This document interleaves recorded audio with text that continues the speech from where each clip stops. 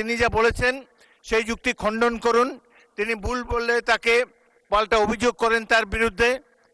কথা বলার সময় তো সুযোগ আছে, কিন্তু এই যে শিশুরাও লজ্জা পাবে, এই ধরনের বয়স্ক যারা অলরেডি দাদা হয়ে গিয়েছেন তাদের নাতিরাও হয়তো এখানে গ্যালারিতে বসে দেখছে, তারা কি ভাববে এটা সম্পর্কে। আরেকটি জিনিস হলো, সংসদের স্পিকার যখন দাঁড়ায় তখন এটি অবশ্য কর্তব্য সবাই এখানে বসে পড়বেন।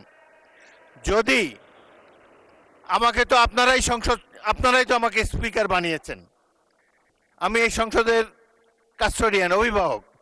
যদি চেয়ারের প্রতি এই সম্মান আপনাদের না থাকে তাহলে জাতীয় সংসদের প্রতি মানুষের কোনো রেসপেক্ট থাকবে না আগামী দিনে।